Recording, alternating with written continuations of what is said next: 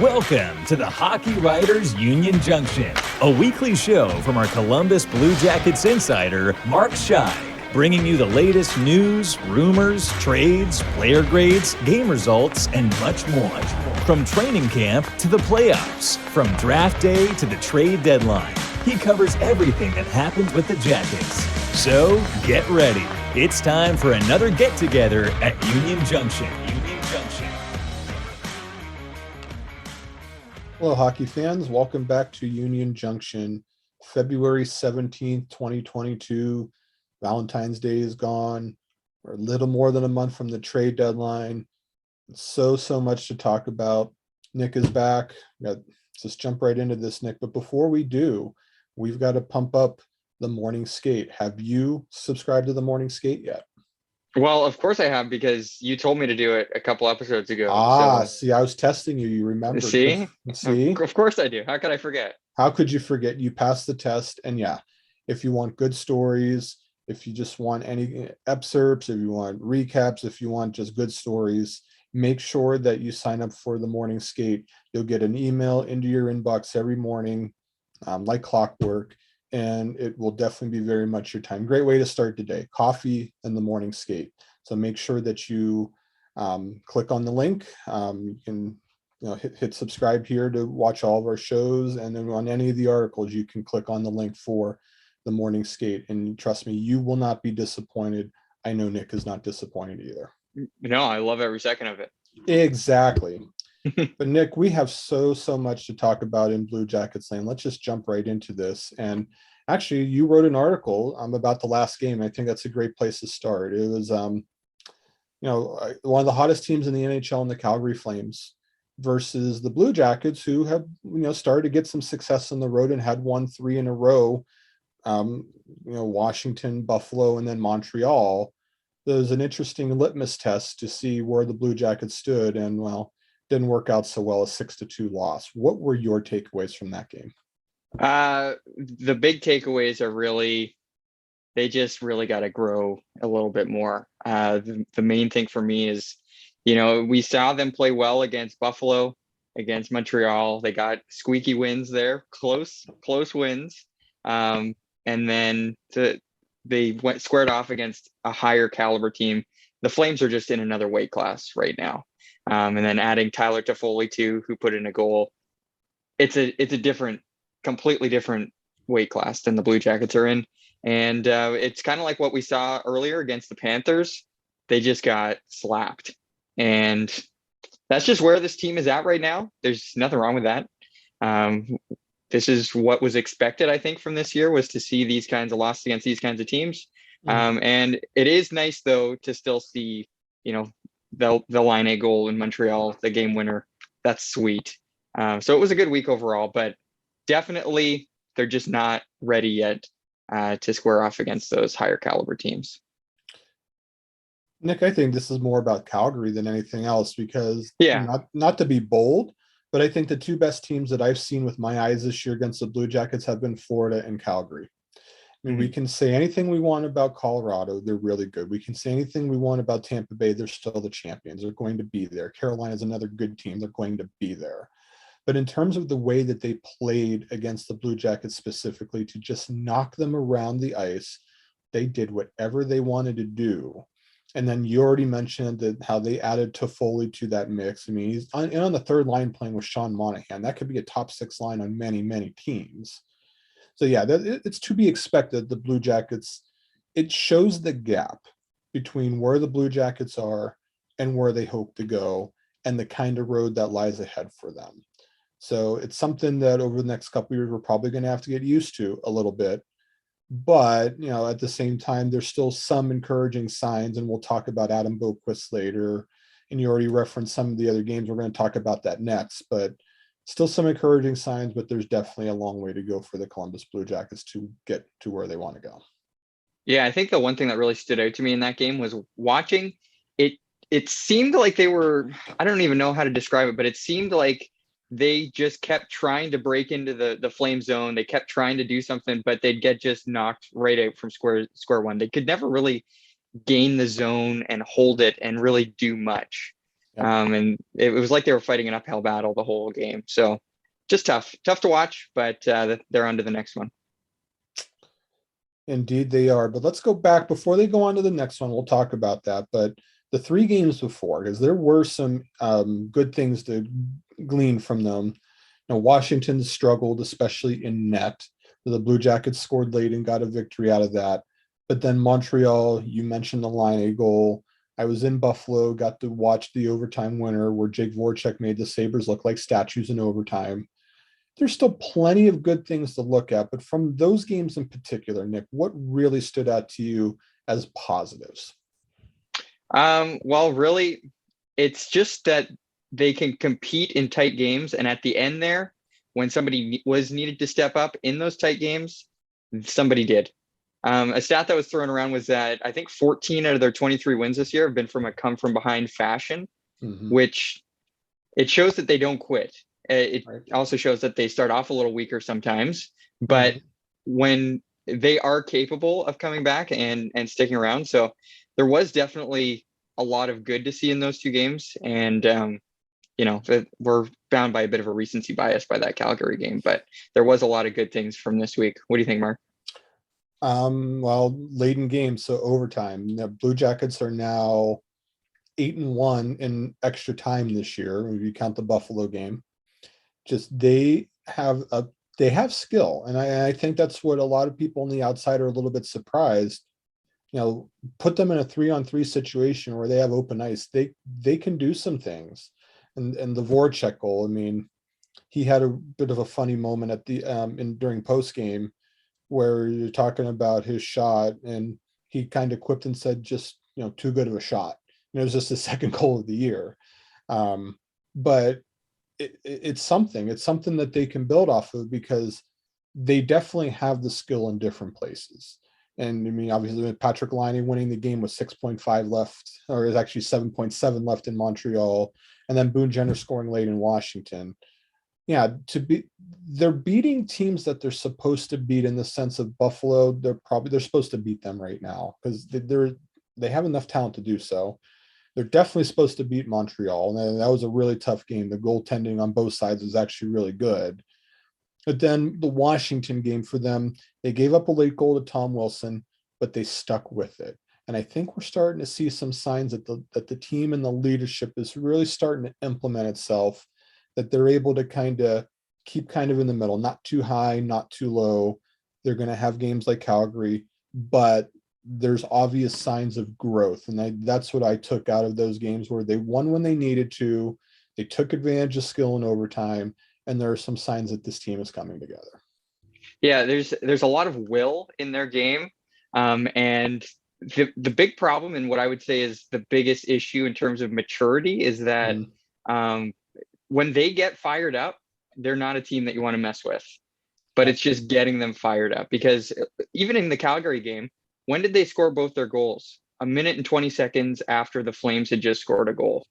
So they can answer, but as soon as they do that, then they're kind of just, they just kind of go back to where they were. It's getting fired up and staying fired up. That's the thing. That's why we see it the same in overtime.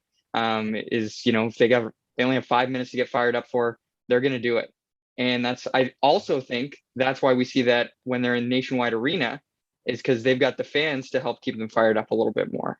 So it's just getting that work ethic when they're away from the rink or away from their home rink and throughout a full 60-minute game. That is something that we're going to need to see if this team can bring from good to great to be a championship team. Couldn't agree with you anymore on any of that, Nick. So let's turn the page here and let's talk about defenseman scoring. Now, Adam Boqvist scored his 9th goal of the season for the Blue Jackets. What a pleasant surprise that is. Zach Werenski got the other goal in Calgary, and so that makes number 7 for him. So here's a fun stat for Blue Jackets fans to consider, considering the next opponent tonight against the Chicago Blackhawks. Boqvist and Werenski have 16 goals combined, 9 and 7. Every Chicago Blackhawk defenseman combined, so everybody, whole team, scored 15 goals this year. So Boqvist and Wolansky have outscored the entire Blackhawks blue line. And if we recall, there was a certain trade involving Seth Jones, Adam Boqvist, and a bunch of other pieces. Oh, I hadn't heard about that one. No, yeah, I know. If you live under your, I know, breaking news if this is new to you. But the defenseman scoring and Adam Boqvist leading the team, I think it's fair to say that we knew that there was talent, but wow, I mean, to lead the team in scoring like this and just how young he is, how bright of a future does that present that he's already performing at that kind of level? Well, he's 21 years old too. That's the other thing. Like a defenseman in the National Hockey League putting up 9 goals on its own is pretty sweet. Doing that through 34 games, that's even more impressive. He now sits 5th in defenseman goal scoring, which pretty sweet. He was never really much of a goal scorer though either. That's the other thing. If you look back at his history, it was mainly an assist driven game, but he did with the Knights put up 20. So he does have that part to his game. It is interesting to see him joining the rush like that though. Like he did with the line or that goal there. Yeah, really cool. The way he can finish too on that goal. I mean, he went in up close and just he looked like a pure finisher on that. Like he has that instinct. And this is a topic we'll talk about in a little bit, but defensively, he's got to continue to improve, but he also has to get stronger as well. So there's obviously things to work at here.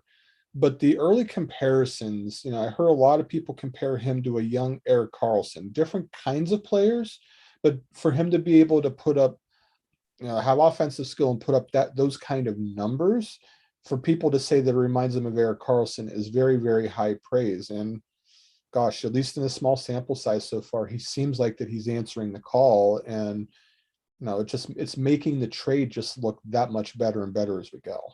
Yeah, and especially when you add, they got the Cole Sillinger piece from that, and they've got another first round coming from that trade, and they've got all the cap space from not having to re-sign Seth Jones to a massive deal. It's looking pretty good for the rebuild, that move.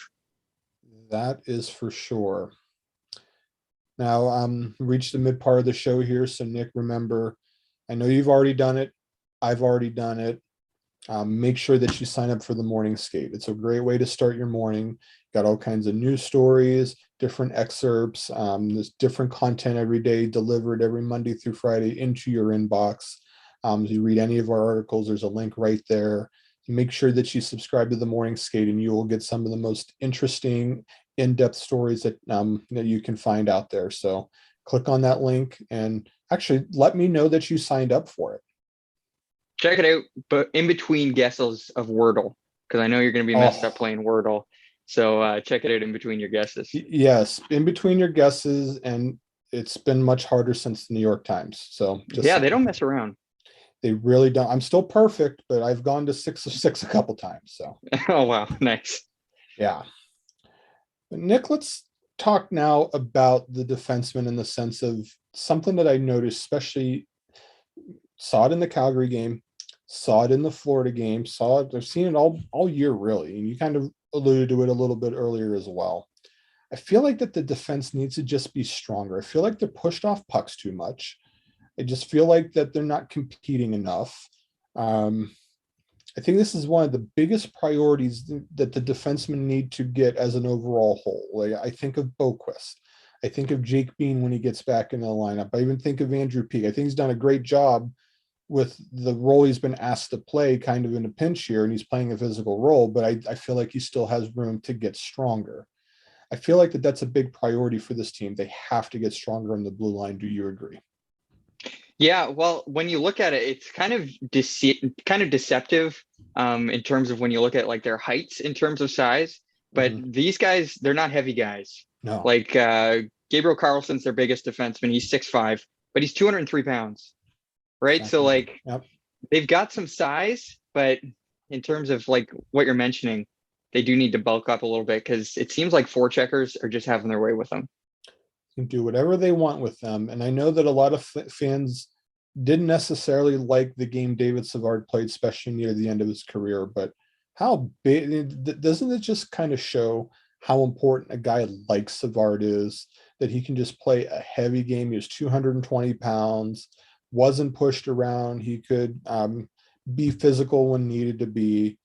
Just, I know Gavrikov can play that role a little bit. Werenski started to embrace that role a little bit. Pikus embraced that role. Who else do they have? I mean, Dean Kukan's not going to do that. Carlson, like you said, is bigger, not necessarily going to do that. This has to be a priority. And I think it also explains why they may have been interested in Jacob Chychrun too. Well, I think it's just, when you look at it, this is kind of what the game has been breeding. Like you look 10 years ago, the top draft picks were, big, strong, but slower defensemen. And now it's kind of skewed a little bit more to the smaller, skilled defensemen. Yep. And I think we've passed that midway point where now we're seeing more of those guys in the game. So I would imagine pretty soon we're going to start seeing it go back a little bit more to the middle, where we're seeing those bigger, stronger defensemen. But for right now, this is just the smaller NHL that's playing right now. And don't be surprised if the Blue Jackets try to address it, because they are always known for starting at the blue line and back and making sure that that's addressed. You have to think that that's a priority for them. We'll see as we go here. Yeah. Nick, let's look ahead to the Chicago Blackhawks. Obviously, a huge game coming up tonight at the United Center. Blackhawks aren't exactly in a position of health right now. Jonathan Toews is out, dealing with a few other situations. They're actually not going to see Marc-Andre Fleury because it's a back-to-back. So there's certainly an opportunity to finish the trip 4-1. If they're to do that, what do the Blue Jackets have to do well in your mind? Really, I think they just need to not get caught up in the other team's game. Mm-hmm. When they're playing strong and when they're kind of doing their skill thing, not messing around with, trying to get caught up with the other team, yep. They can actually do that. And this is a team where, the Blackhawks, they haven't been the strongest this year. They kind of fired it up a little bit as of recent, like in terms of, since the new year, because they were doing really bad with Colleton still as head coach. Mm-hmm. But this is a team that's really, they're not on the stronger side, and they're also going to be sellers at the deadline. So this is a team where they do have a chance to finish their road trip strong for sure. What do you think? Yeah, Derek King's done a nice job since taking over for Colleton, gotten him to play a little bit. Been some improvements here or there. Alex DeBrincat's still having an awesome year. Patrick Kane is Patrick Kane. But they got some questions. We spoke of Fleury. Where's he going to end up at the deadline? And they have a general manager that they have to hire. They've interviewed some interesting names, like Peter Chiarelli being one of them. Who are they going to ultimately land on in that spot? So organizationally, they have a lot that they have to decide on. And then that's coming off of everything that's happened with Kyle Beach as well. So it's been just kind of a real topsy-turvy situation with the Blackhawks, where they're just trying to find their footing. So maybe in one sense, they can't wait for the offseason to get here so they can figure a lot of things out. But they're an interesting team too, because you look at the standings, it goes Blackhawks, Blue Jackets. They're right mm-hmm. next to each other. So if the season were to end today, the Blue Jackets would own the Blackhawks pick. The Blue Jackets would pick 9th and 10th in the 22 draft. So the Blue Jackets will be paying very close attention to what the Blackhawks are doing.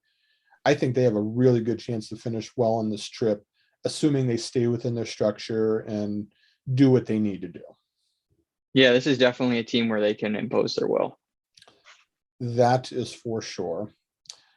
Now, Nick, we've had some articles come out recently. I'm doing a series on the trade deadline in the Blue Jackets. And one guy that I want to particularly ask you about, and fans of the article, by the time you're watching this, it'll be out there, made the argument about Gus Nyquist. Now, I'm not saying that they're actively trying to shop Gus Nyquist.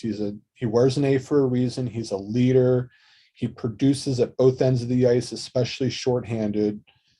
But I think with the Tyler Toffoli trade that just happened, even though there's a couple differences, like the age of the player, Nyquist is 32, Toffoli's 29. Toffoli's got 2 years left after this one. Nyquist has 1. I think there's an argument made that the Blue Jackets might be able to get a first-round pick plus if they elect to trade Nyquist with 1 year remaining on his deal, rather than to take him into UFA. Do you feel like that's a possibility in your mind? Well, when you told me you were writing this piece, I was like, oh, Mark, you got me. You scooped me. Because it was one that I really wanted to tackle, because 100% the Toffoli trade opens the door and sets the market for players with term. And Nyquist, he doesn't have a small cap hit. It's a little over 5 a year, but you retain a little bit of that. He's only got 2 years left, like in terms of this year and next year. Yep. So this is a guy who could be on the move, but like you mentioned, he does bring that huge piece to the locker room and on the ice every night for the Blue Jackets. But that's also a reason why a team would want him a little bit more.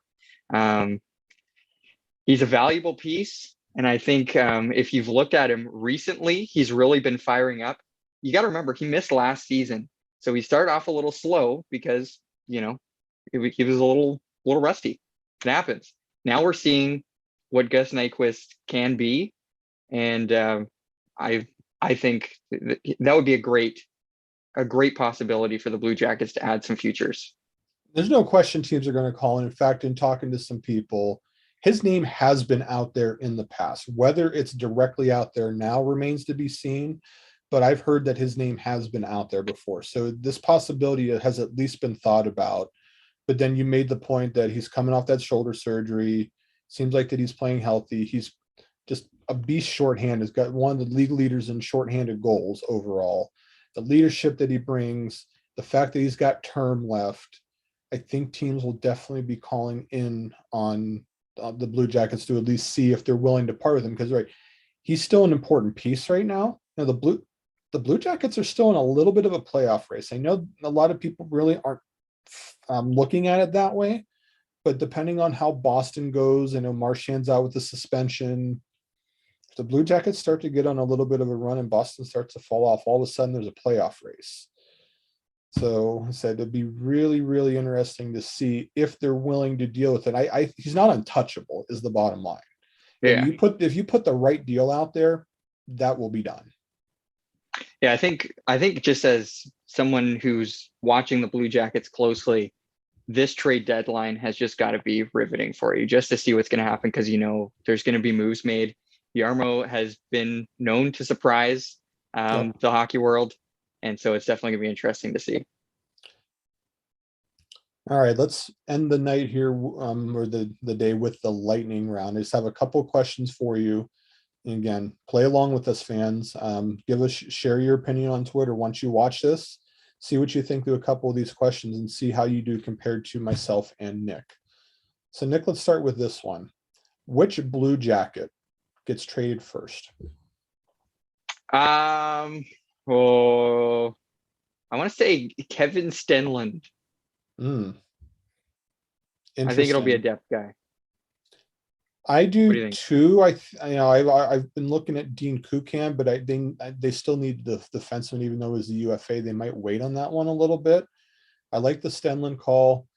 Korpisalo, I know on Wednesday night, some reports out there that it's a lower body injury for him, that JF Berube was called up as an emergency recall. So that's going to be interesting to watch as well. But I tend to think it'll be some sort of a depth guy. So I guess I'll say Dean Kukan for that one. How about a date? Let's do it this way. First trade for the Blue Jackets for deadline purposes, before or after March 1st? That's the thing. I was thinking just a little bit before. Like I was thinking like the 27th or the 28th. Just really get things fired up.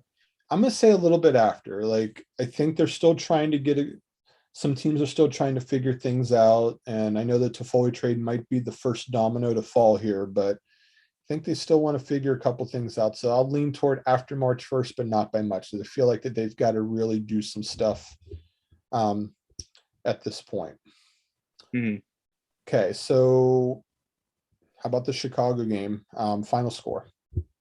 Final score, I'm going to say 6-3 Blue Jackets. Oh, man. Well, I think it's going to be a wild one. Offensive explosion. I think Elvis has a good comeback game. I'm assuming he starts because of the situation with Korpisalo, but I will say 4-2 Blue Jackets with an empty net goal.